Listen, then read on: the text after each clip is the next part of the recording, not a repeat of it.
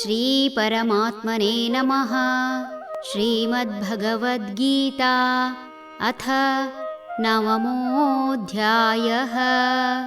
ರಾಜವಿದ್ಯಾ ರಾಜಗುಹ್ಯಯೋಗಃ.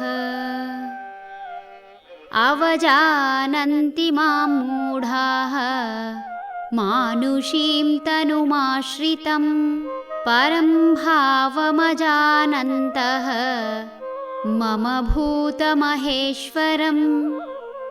ಮೂಢರು ಮಾನವ ಶರೀರಧಾರಿಯಾಗಿ ಕಾಣುವ ನನ್ನನ್ನು ಸರಿಯಾಗಿ ತಿಳಿಯರು.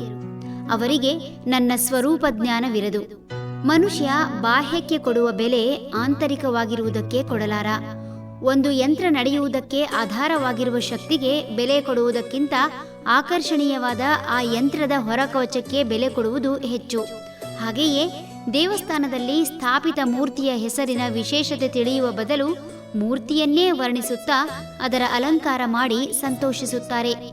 ಕಾಲಕಾಲಕ್ಕೆ ಮಾನವ ಶರೀರಧಾರಿಯಾಗಿ ಬೇರೆ ಬೇರೆ ಹೆಸರಿನಲ್ಲಿ ಬಂದು ದುಷ್ಟರನ್ನು ಸದೆಬಡಿದು ಸಜ್ಜನರನ್ನು ಕಾಪಾಡಿದ ಭಗವಂತನನ್ನು ತಿಳಿಯುವ ಬದಲು ಈ ಲೋಕದ ಭೋಗಕ್ಕಾಗಿ ಬೇಡುವ ಮನುಷ್ಯ ಶ್ರೀರಾಮನ ಅಥವಾ ಶ್ರೀಕೃಷ್ಣನ ಜೀವನವನ್ನು ಅಭ್ಯಾಸ ಮಾಡಿ ತಾವು ಅಳವಡಿಸಿಕೊಂಡು ಸೌಹಾರ್ದತೆಯಿಂದ ಎಲ್ಲರೂ ಒಟ್ಟಾಗಿ ದುರ್ಬಲರನ್ನು ಕಾಪಾಡುತ್ತಾ ದುಷ್ಟರನ್ನು ಜ್ಞಾನದಿಂದ ಪರಿವರ್ತಿಸುತ್ತಾ ಸಕಲ ಜೀವಿ ಹಾಗೂ ಉತ್ತಮ ಪರಿಸರಕ್ಕಾಗಿ ಪ್ರಾರ್ಥನೆ ಮಾಡುತ್ತಾ ತಾವು ಜ್ಞಾನಿಗಳಾಗಿ ಇತರರನ್ನು ಜ್ಞಾನಿಗಳನ್ನಾಗಿಸಲು ಕಂಡುಕೊಂಡ ಸುಲಭೋಪಾಯವೇ ಪೂರ್ವಜರು ಹುಟ್ಟು ಹಾಕಿದ ದೇವಸ್ಥಾನ.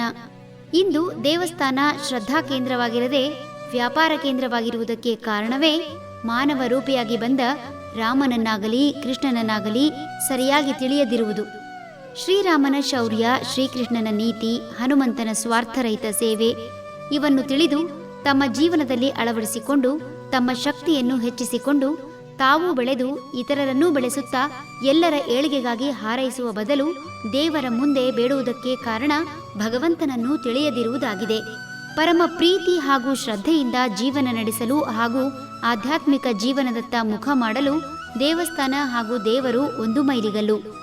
ಸ್ಥಾಪಿತ ಮೂರ್ತಿಯಲ್ಲಿ ಸಿಲುಕಿಕೊಂಡು ಹಣ ಹಾಗೂ ಈ ಲೋಕದ ವಿಷಯದಲ್ಲೇ ನಿರತರಾದರೆ ಆಧ್ಯಾತ್ಮಿಕ ಜೀವನ ಆರಂಭವಾಗದೆ ಯಾವುದೋ ಊರಿಗೆ ಇಷ್ಟು ದೂರವಿದೆ ಎಂದು ತೋರುವ ಮೈಲಿಗಲ್ಲನ್ನೇ ಆ ಊರೆಂದು ಹಿಡಿದು ಕುಳಿತುಕೊಳ್ಳುವಂತಾದೀತು. ಹರಿ ಓಂ ತತ್ಸತ್.